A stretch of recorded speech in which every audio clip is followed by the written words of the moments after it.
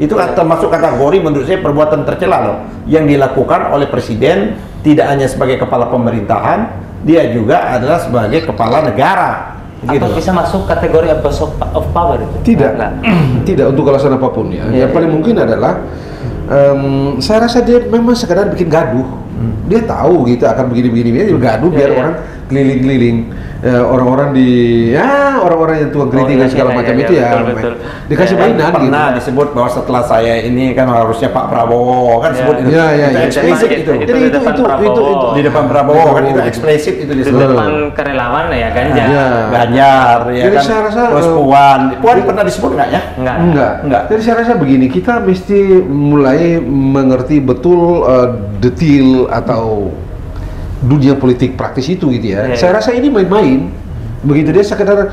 Tapi masa ini urusan yang paling sangat penting, urusan yang paling fundamental kok main-main dilakukan oleh negara? Politik biasa. Karena ini saya masih percaya betul dengan teori Walter Lippmann, ahli jurnalis yang dulu memandu Presiden Woodrow Wilson dalam mengelola pemerintahannya, termasuk mengelola Perang Dunia Pertama gitu.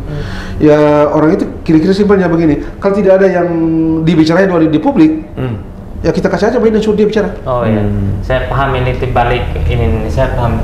Kira-kira begitu loh. Kalau di publik ini diam-diam, kita nggak tahu dia ngapain di luar, kita kasih mainan, ya ribut. Nanti dia beli, kita lempar lagi. Biar juga ini ada satu sisi itu. Satu lagi kan Adina Perkon kan nulis nih tentang masalah orang yang mau 3 periode. Di Amerika itu kan juga memberikan jejak yang bagus kan, walaupun konstitusi Amerika kan belum membatasi. Belum membatasi, tapi dia sudah dia memberikan contoh kan. Tradisi itu dibangun untuk pertama kali George Washington dan Thomas Jefferson. Di 3 periode itu sebenarnya waktu 1804 itu Thomas Jefferson masih diminta untuk maju lagi, tapi dia nggak mau. Dan belum ada aturan membatasi. Nggak ada.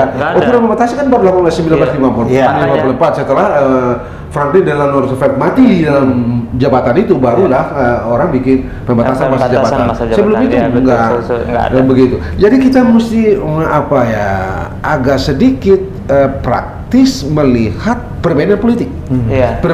Hal ihwal yang di depan mata kita gitu. Ini mainan atau sungguh-sungguh gitu. Jangan-jangan ini mainan. Karena kalau jejak itu kan jejak yang ada di Amerika, dan itu membuat kita hari ini mengagumi mereka sebagai orang-orang besar. Tapi di Republik ini juga sejarahnya pernah mengalami hal yang seperti itu, Pak. Kalau kita baca di dalam risalah-risalah penyusunan Undang-Undang Dasar pada waktu, pada The Founding Father kita itu, dia agak aneh kalau ada orang yang mau berlama-lama memegang jabatan. Maka itulah menunjukkan pada waktu kenapa pasal kan ini kan menyangkut pasal yang tidak membatasi di undang-undang dasar kita ya kan, di pasal 6 pada waktu itu ya, pasal 6 yang lama, pasal 7 maksudnya pasal 7 cuma belum ditambahkan pasal 7 ya, pasal 7 kata hanya dapat dipilih sekali lagi itu tidak ada dulu. Pasal itu hanya boleh setelah itu dapat dipilih kembali. Nah kalau saya tanya kepada pelaku, memang kita tidak perlu mencantumkan secara eksplisit, karena sesungguhnya yang dimaksud itu adalah hanya 2 kali, karena nggak boleh ada orang yang berlebih-lebih. Dan mereka juga tidak membayangkan di satu saat ada orang yang mau berlama-lama memegang kekuasaan seperti itu. Menjadi presiden seumur hidup. Ya walaupun ada presidennya kan itu, tapi kan penyimpangan Bu. Penyimpangan ya. Itu kan penyimpangan itu. Ingat ini Ustadz, di mana terjadi otoritarian di negara itu setelah adanya ini, betul atau enggak ya? Ini analisisnya. Setelah presiden mengeluarkan dekret 5 Juli 59, fase itulah mulai sampai 65 dari otoritarian seperti itu. Berakhirnya republik itu kalau menurut saya. Itu kan apa yang tadi Ustadz bilang itu, kalau kita cek perdebatan di BPMPRI itu muncul lagi. Deskripsi mengenai postur politik dan konstitusionalisme 59 sampai dengan 66 itu memang itu keluar gitu ya. Postur itu otoriter, tapi saya mau bilang begini, kenapa sih orang nggak bermimpi untuk sesuatu yang indah? Anda bayangkan jarak antara kita dengan kehidupan George Washington dan Thomas Jefferson berapa abad? 2 abad yang lalu. Tapi hari ini kita menggaungkan mereka sebagai mengagumi mereka sebagai orang hebat. Hanya dengan satu sikap kecil. Apa sikap kecil? Oke, masih mau. Orang masih mau, tapi nggak deh, saya nggak mau lagi deh. Dan itu menjadi sesuatu yang hebat. Dan membuat kita kagum. 200 tahun kemudian orang masih mengagumi peristiwa itu. ya ada orang kita, Pak Jokowi, saya minta buatlah sesuatu yang kelak satu hari nanti dikagumi orang. Iya. Jangan dicibir orang. Iya. Saya melalui ini apa namanya? Kalau kita berandai-andai, kita berasumsi atau kita memprediksi. Kalau ini ternyata jalan, ini jalan nih program 3 periode atau paling tidak 3 periode adalah memperpanjang dengan berbagai macam alasan. Jangan lupa loh, tahun besok, tahun baru itu bulan Maret itu ada Musresbang, Musyawarah Rencana Pembangunan. Iya, seluruh Indonesia. Seluruh Indonesia. Yang hadir itu adalah bupati, kepala daerah dan gubernur wali kota. Dan ini harus kita pahami, ini hampir sebagian pesertanya itu yang diangkat. Penjabat yang bukan dipilih. Penjabat. Nanti dengan alasan tadi teori utilitisme, teori unsur kemanfaatan tadi kan. Ya. Karena anggaran pemilu ini juga luar biasa juga, hampir 200 triliun kan. Nah, pada waktu yang bersamaan kan isu yang disampaikan juga oleh sampai ke Ma'ruf Amin itu bahwa kita akan mengalami krisis. Krisis mau ada uang dan sebagainya. Nah, nanti bisa dalam bayangan saya ini simulasi saya lah, saya berkata nanti di dalam Musresbang itu ada simulasi Pak Jokowi menyatakan bahwa kita krisis keuangan, ekonomi, kita uang nggak ada, ini uang tersedia sangat sedikit sekali. Apakah uang yang ada ini kita gunakan untuk pemilu? Sebentar Ustaz, kita gunakan untuk pemilu atau kita gunakan untuk kasih makan rakyat? Nggak usah dijawab katanya, kalian pulang dulu ke daerah, tanya ke rakyat di daerah, karena katanya kan kedaulatan rakyat yang berkuasa. Nah, setelah itu mungkin 2 bulan balik lagi, setelah dicek ke rakyat kami tidak butuh pemilu, rakyat kami butuh makan, bagaimana itu? Sudah apapun itu kan, ini kan ujungnya adalah bukan ujung gitu ya. Tapi itu kan tetap pelanggaran konstitusi.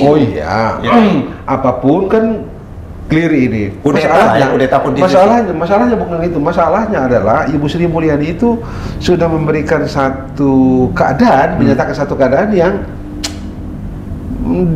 secara substansial menyangkal semua argumen tentang tidak ada duit. Saya kira orang mesti mengerti apa yang Ibu Sri Mulyani bilang, bahwa kita punya duit. Anda tahu kemarin sebelum akhir tahun ini dia bilang ada uang tersisa berapa banyak? Oh iya, banyak sekali. Banyak sekali. Anggarannya tidak terserap ya. Belum lagi uang-uang yang ada di daerah, yang ada APBD yang tidak terserap, disimpan-simpan itu ada sekitar 300 triliun. Jadi dengan cara apa Anda mengatakan tidak duit? Ini mesti mengerti loh apa yang Ibu Sri bilang ini. Saya kira mesti mengerti betul apa yang Ibu Sri Mulyani bilang dengan duit sebanyak itu yang existing hari-hari ini. Udahlah. Satu-satunya nggak usah macam-macam deh. Kalau saya sih, mari kita sayang deh bangsa ini gitu. Orang lain sudah bicara tentang macam-macam kemajuan yang luar biasa di bidang teknologi, terbang ke bulan dan segala macam. Kok kita muter-muter di barang-barang nggak masuk akal begini, gimana sih? Tapi kan mereka mau berusaha. Dari Soekarno ke Jokowi bicara Soekarno lagi. Mereka kan mau berusaha. Ada sekelompok oligarki ini. Nah ini mungkin ya. Ada sekelompok oligarki yang sudah nyaman dengan situasi sekarang ini. Dia tentu kan tidak mau kenyamanan ini hilang. Mereka dia menggunakan berbagai macam daya upaya. Yang namanya pelanggaran konstitusi, masa bodoh buat mereka. Oh iya, saya tahu, saya mengerti, saya belajar bagaimana sepak terjang oligarki di tingkat nasional ya, di tingkat nasional gitu ya. Dunia ini kan jangan lupa. Saya rasa, saya tahu. Permainan pemodal ini dari sejak dulu loh. Oh iya. Termasuk pemilu itu adalah kita antara pemberi modal gitu. Iya. Jadi siapapun presiden mereka yang ngatur. Itu aja gitu. Itu aja gitu. Jadi saya rasa tidak penting. Saya rasa tidak penting. Kalau oligarki yang pintar, dia bikin biarkan reguler, pilih terus, dia muter terus dalam itu terus. Tidak akan keluar kemana-mana kok. Sudah ada oligarki, saya pastikan Anda tidak pernah tersingkir dari roda kekuasaan ekonomi, roda kekuasaan politik, karena sejarah memberikan catatan valid, objektif, dapat dicek sejak Romawi kuno. Oligarki lah pemandu utama dari seluruh urusan hidup ini. Jadi oligarki tenang, Anda jangan bikin kacau, tenang aja. Roda kekuasaan dan roda politik ini mau berputar bagaimanapun, Anda akan ada terus di dalam. Tapi kalau dia serakah gimana? Kalau dia serakah? Ini serakah yang canggih. Dan memang oligarki tidak ada oligarki yang tidak serakah gitu.